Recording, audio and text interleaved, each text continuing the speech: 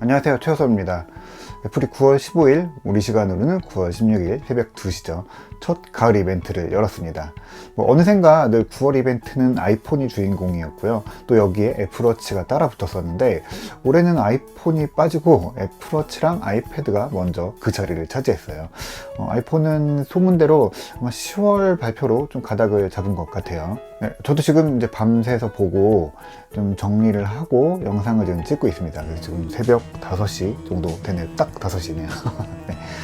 네, 그래서 좀 이야기를 간단하게 정리해 보려고 합니다. 근데 간단하지 않고요. 또 정리하다 보니까 양이 좀 꽤 되네요. 그래도 일단은 좀 빨리 짚어보도록 하겠습니다. 새 애플워치는 6번째 세대, 즉 애플워치 시리즈 6로 업데이트됐습니다. 새 기기의 핵심은 산소 포화도 측정이랑 새 워치페이스, 그리고 이 워치를 이용한 새로운 서비스들에 있습니다. 새 애플워치의 하드웨어적인 변화는 그렇게 크지는 않은 것 같아요. S6 프로세서가 들어가는 게 가장 큰 변화입니다. 이 새 칩은 이전 세대랑 마찬가지로 듀얼 코어 프로세서고요. 이전 세대보다 성능은 한 20% 정도 좋아졌다고 해요. 그리고 화면 밝기는 2.5배가 밝아졌고요. 고도계가 상시 측정해서 산에 오를 때 올라가는 동안에 계속 고도가 어떻게 바뀌었는지 이런 것들이 실시간으로 추적이 된다고 해요. 그러니까 배터리 이용 시간은 같고 하는 일은 더 많아졌는데 이걸 좀 요약하자면 결론적으로 이 칩의 전력 효율성이 굉장히 높아졌다는 거예요. 그러니까 애플이 최근 애플워치의 기능들 변화를 만들어 갈 때 기본으로 놓고 가는 게 CPU의 전력 소비량을 크게 줄여갖고 이 전체적으로 전력 사용량에 좀 빈틈을 만드는 거예요. 그래야지 뭔가를 더 넣고 더 많이 켤 수 있으니까요. 이번에 강조된 기능 중에 하나가 이제 혈중 산소 포화도 측정인데, 이거는 말 그대로 피 속에 산소가 얼마나 많이 들어있냐 이런 거 재는 거예요. 그러니까 숨을 잘 못 쉬거나 호흡에 문제가 생기면 이걸 인지한다는 건데, 수면 무호흡증이라던가 아니면 천식, 호흡곤란 같은 몸의 변화와 연결되는 부분입니다.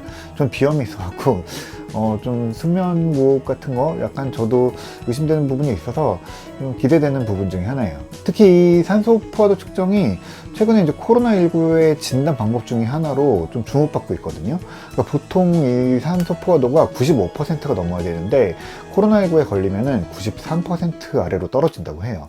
그래서 이 애플이 이 정보랑 기존에 갖고 있던 건강 정보를 바탕으로 천식이나 독감, 코로나19 같은 호흡기 질환의 연관성을 찾아내는 연구를 하겠다, 이렇게 발표하기도 했습니다. 네, 측정은 심박수를 재는 것처럼 손목에 닿는 적외선 센서로 재는 거고요. 한번 재는데 한 15초 정도 걸리는 것 같아요. 그리고 워치페이스가 잔뜩 추가됐습니다. 진짜 많이 추가됐어요. 애플이 공개한 것만 해도 7가지고요. 나중에 따로 나온 것까지 하면 9가지 이 정도 되는 것 같아요. 네, 여태까지 중에서 가장 많이 늘어난 거거든요. 그리고 반가운 소식은 드디어 서드파티 워치페이스를 만들 수 있는 개발 도구가 배포됩니다.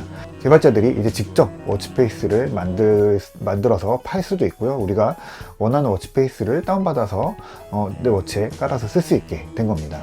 이게 왜 이렇게 늦었냐라고 할 수 있는데, 이게 사실 여러 가지 문제들이 있어요. 이 얘기는 예전에도 한 적이 있는데 제가 따로 다시 한번 이야기하도록 하겠습니다. 그리고 소문에 애플워치 SE도 나왔습니다.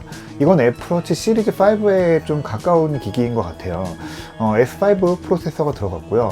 혈중 산소 포화도 측정을 제외하고 나머지 기능은 거의 그대로 다 쓸 수 있습니다.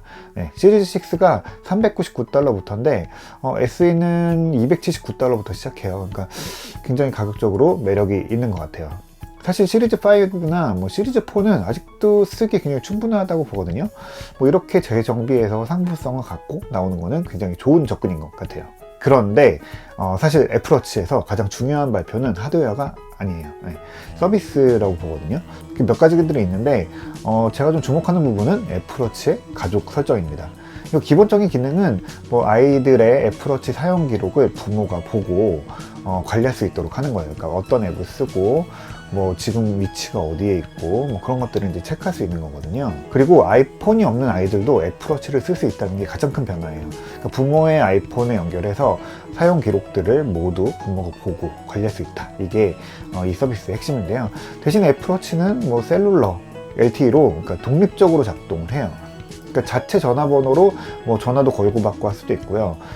메시지나 음악 재생, 스트리밍 이런 것도 다 앱 사용 그대로 다 됩니다. 네, 어린이들이 많이 쓰는 키즈폰 있잖아요. 그걸 좀 떠올리면 되는데 애플워치가 그 역할을 뭐 대신한다 라고 보면 비슷할 것 같아요. 그리고 이게 어떻게 구동되는지는 모르겠는데 수업 시간에는 다른 기능을 쓰지 않도록 뭐 수업 모드로 전환되기도 하고요. 또 수업 모드를 알리는 뭐 특유의 워치페이스가 떠서 선생님이 지금 수업 모드로 바꿔놨구나 이런 거를 쉽게 확인할 수 있다고 합니다. 이거는 최신 기기에서만 되는 건 아니고요. 시리즈 4 이상의 애플워치면은 다 됩니다. 이게 사실 뭐 기능이라기보다는 워치OS의 한 서비스로 들어가는 것 같은데요. 애플워치의 입장에서 보면은 되게 큰 발을 내딛는 거거든요. 그러니까 완전히 아이폰에서 독립해서 독자적인 기기로 움직일 수 있다라는 거를 애플이 이제 만들어줬다라는 거예요. 그래서 애플워치만으로도 기본적인 커뮤니케이션 그리고 뭐 앱 사용 이런 걸 다 할 수 있다라는 의미를 갖고 있습니다. 뭐 서비스들이 계속 좀 눈에 띄는데 이번에 서비스가 좀 중요해요. 네. 애플 피트니스 플러스라는 뭐 홈 트레이닝 서비스도 발표됐거든요. 이거는 뭐 아이폰이나 아이패드, 뭐 애플 TV에서 뭐 스스로 운동할 수 있는 인터랙티브 홈 트레이닝 서비스를 돌릴 수 있게 한 거라고 보면 됩니다. 이게 iOS 14에서 기존에 이제 활동으로 부르던 앱이 피트니스 이름을 바꿨거든요. 그게 이 피트니스 플러스 때문에 바꾼 게 아닌가 싶습니다. 그래서 일단은 뭐 프로그램이 굉장히 좋다고 강조를 많이 했고요. 또 기능적으로는 이 피트니스 플러스로 운동을 하는 동안에 뭐 애플워치로 측정하는 운동량, 칼로리 소비량, 뭐 심장박동수 같은 운동량 정보들을 그 운동 화면에 디스플레이에 같이 띄워주는 것도 되게 재밌는 부분인 것 같아요. 이거는 무료는 아니고요. 한 달에 $9.99를 내야 되는 유료 서비스입니다. 서비스에 대한 발표도 하나 더 나왔는데 이것도 소문으로 돌던 통합 서비스입니다. 네. 어떻게 보면 뭐 애플의 자유이용권이라고 할 수 있을 것 같은데요. 뭐 애플 뮤직, 뭐 애플 TV 플러스, 애플 아케이드, 그리고 50GB 아이클라우드를 패키지로 묶은 거거든요. 이게 기본이 $14.95예요. 그리고 가족 공유를 하면 5명이 같이 쓸 수 있는데 아이클라우드 용량이 200GB 늘어나면서 $19.95로 값이 조금 올라갑니다. 이게 그냥 애플 뮤직만 단독으로 썼을 때 한 달에 $9.99 그리고 가족요금제가 $14.99거든요. 이거 생각하면은 한 $5 내외로 굉장히 더 많은 서비스를 쓸 수 있기 때문에 저는 거의 무조건 쓰게 될 것 같고요. 이것 때문에 또 구독 서비스가 또 늘어난다라는 부담이 또 오게 되네요. 아이패드는 두 가지가 공개됐어요. 올해 초에 발표했던 아이패드 프로를 제외하고 일반 아이패드 그리고 이제 아이패드 에어 이렇게 두 가지가 나왔어요. 이거 뭐 풀사이즈 아이패드라고 부르는 제품들이죠. 8세대 아이패드는 A12 바이오닉 프로세서가 들어갑니다. 이게 이제 뭐 전 세대 어떻게 보면 이제 오늘 다른 칩이 나왔기 때문에 두 세대 전 칩이 되는 건데 근데 이 칩이 흥미로운 게 아직도 가장 빠른 프로세서 중에 하나예요. 뭐 그냥 쓸만하다 정도가 아니라 진짜 제일 빠른 칩을 손에 꼽으면 그 안에 들어갈 거예요. 7세대에 비해서는 뭐 CPU는 40%, GPU는 2배 정도 빨라진 칩이고요. 뭐 당연한 거지만 머신러닝이 들어가는 뉴럴 엔진 들어갑니다. 그리고 또 당연하지만 뉴럴 엔진이 들어간 첫 기본형 아이패드예요. 이렇게 의미를 부여하려면 또 부여할 수 있게 되더라고요. 네, 디자인은 뭐 이전 아이패드랑 같고요. 값은 $329, 그리고 학생은 $299에 살 수 있습니다. 이번에 하드웨어의 주인공은 아무래도 아이패드 에어일 거예요.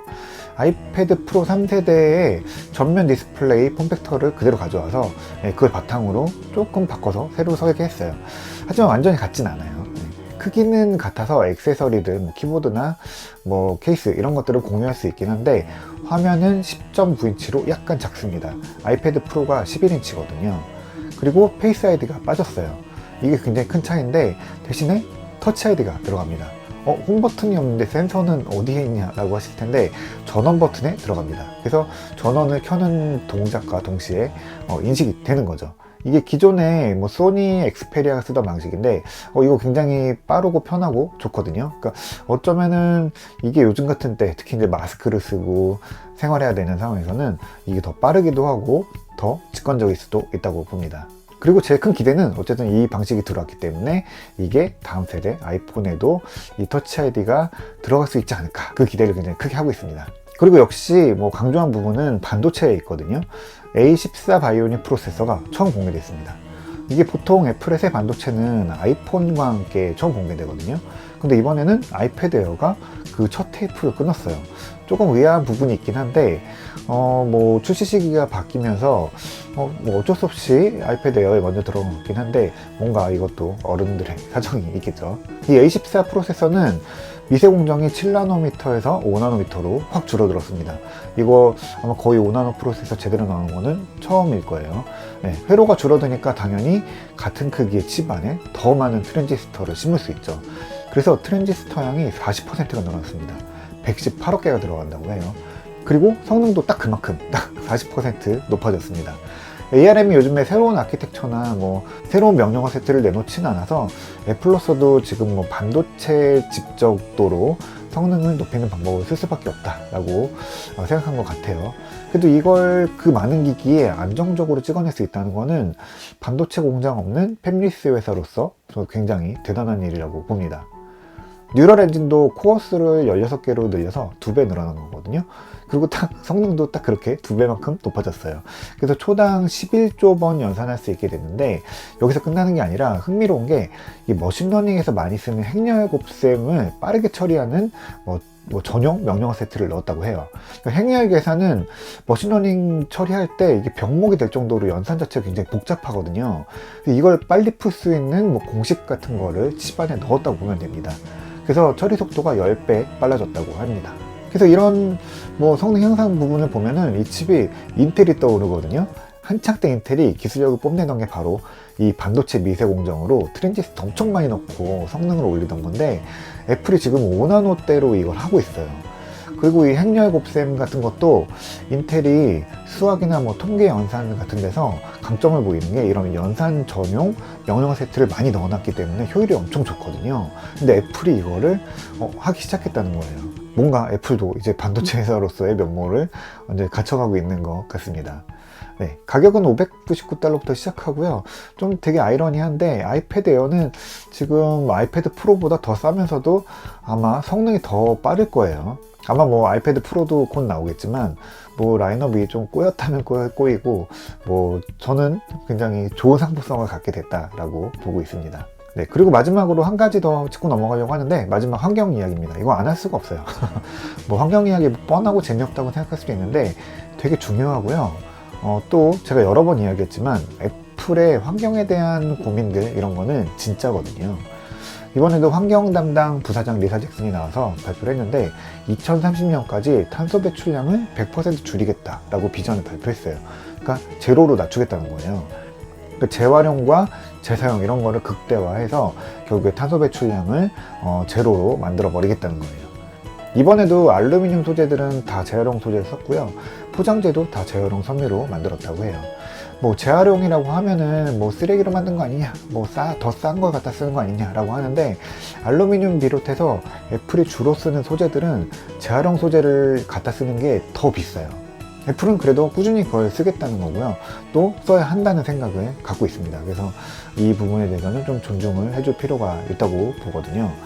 애플워치에는 어댑터도 빠져요. 애초에 이제 뭐 아이폰을 비롯해서 올해 신제품들의 어댑터 뺄 거다 뭐 이런 소문이 있었잖아요. 근데 그러지는 않을 것 같아요. 애플워치 정도에만 빠질 것 같습니다. 네, 애플워치는 사실 이제 뭐 수십 와트씩 되는 고속 충전이 별로 필요하지 않기 때문에 뭐 PC나 뭐 그냥 아무 굴러다니는 충전기 써도 네, 그렇게 뭐 폭발 위험이라든지 뭐 이런 게 적기도 하고, 또 충전 속도 이런 뭐 사용자 경험이 달라지지 않기 때문일 거예요. 대신에 이제 안정적이고 좀 빠른 충전 성능이 필요한 기기에는 여전히 어댑터를 줍니다. 아이패드 에어에는 20W 충전기가 포함되고요. 아이폰에도 아마 어댑터가 완전히 빠지지는 않을 것 같아요. 하지만 뭐 이렇게 된 이상 어댑터가 뭐 줄어들 거다 이런 거는 뭐 확실해 보입니다. 애플워치에서만 어댑터를 빼도 연간 뭐 5만 대의 차량이 뿜어내는 탄소 배출량을 줄일 수 있다고 하거든요. 이거는 뭐 사실 우리가 같이 노력해야지 더 많은 기기에서 어댑터를 뺄 수 있다고 보거든요. 그러니까 기기마다 따라오는 어댑터들이 환경에 끼치는 영향, 이거는 좀 한번 생각해 볼 필요가 있습니다. 네, 새벽에 또 많은 분들이 잠 설치고 밤 새셨을 것 같네요. 그리고 또 많은 분들이 또 아침 일찍부터 정보들 찾아보셨을 겁니다. 뭐 깜짝 놀랄 신제품들은 아닌데요. 애플은 요즘에는 이제 예상 가능한 기술 안에서 납득할 만한 제품, 그리고 또 고개를 끄덕일 만한 서비스들을 같이 내놓고 있거든요. 아마 요즘의 기술 흐름이 그런 걸 거예요.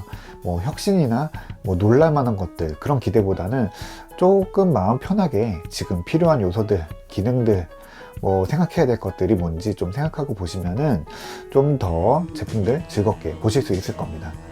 저도 막 밤새서 지금 막 오락가락하네요. 일단 저도 이야기 이 정도로 하고 정리하고요.